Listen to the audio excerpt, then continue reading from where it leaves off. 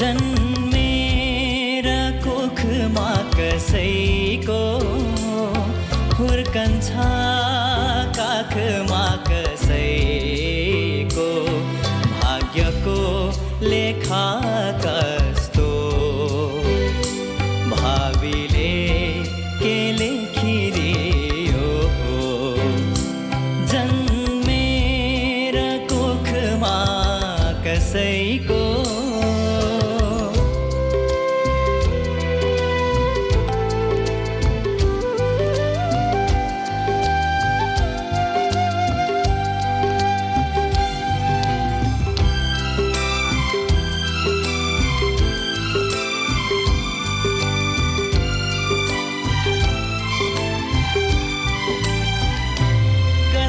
छोडेको कसको नासो हो जिन्दगीको अनौठो नाता को हो आफ्नो को हो बिरानो के होला यो रगतको नाता के होला यो रगतको नाता जन्मेर कोखमा कसैको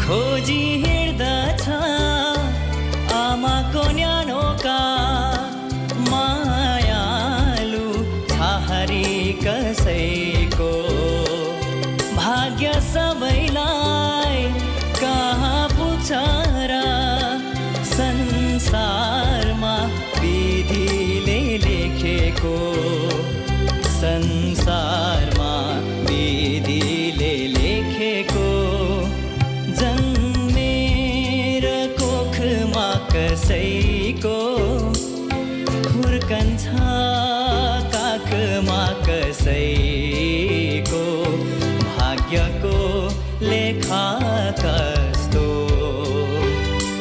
भावीले के लेखिदियो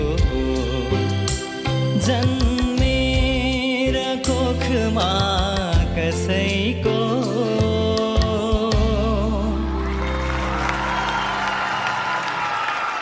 युनिस लिम्बू कोच प्रमोदको तर्फबाट स्ट्यान्डिङ ओभेसन आएको छ तपाईँको लागि। थ्याङ्क यू सबैजना। अब युनिसले अरू साथीहरूको प्रस्तुति सुनिसकेपछि फर्मेटको बारेमा त थाहा पाइ नै हाल्नुभयो होला होइन? यसपालि नकआउटमा कोचसँग 3वटा अप्सन रहनेछ। हेर्नु छ युनिसलाई कोच प्रमोदले अगाडि बढाउनुहुन्छ, यात्रा यहीँ टुङ्गाउनुहुन्छ। अब त रेड जोनमा ठाउँ पनि भरिन लागिसकेको छ। सो कस्तो थियो त आज युनिसको यो प्रस्तुति? युनिस साँच्चीकै सरस्वती माताको आशीर्वाद हो हामीले पाएको। Thank you sir. आदरणीय नारायणगोपालज्यूले गाउनु भएको यो गीत कति कठिन छ। मैले धेरै भारी बोकाएँ कि जस्तो लाग्दै थियो कलिलो मान्छेलाई। उसलाई सन्चो पनि थिएन होइन, खोकिरहेको छ, तर पनि यस्तो मिठोसँगले युनिसको प्रस्तुति आज भयो। मलाई धेरै मेरो शब्दहरू कम हुन्छ, मिठो लाग्यो, मजा आयो। Thank you sir. सो अब म यसपछि अरू कुनै कोचको कमेन्ट लिन्न। कोच प्रमोद, डिसिजन के हुँदैछ त? युनिस अगाडि बढ्नुहुन्छ, यात्रा यही टुङ्गिँदैछ या सम्भवतमा रहेर रेड जोनमा जाँदैछ? Decision is all yours. युनिसलाई एकदमै धेरै शुभकामना, एकदमै धेरै राम्रो अगाडि बढ्नु, अझै राम्रो प्रगति गर्दै जानु र यो प्रगतिको साथमा म सँगसँगै छु। बधाई छ युनिस। टिम प्रमोदलाई रिप्रेजेन्ट गर्दै लाइभ सोमा प्रवेश गर्ने दोस्रो नाम बन्नुभएको छ।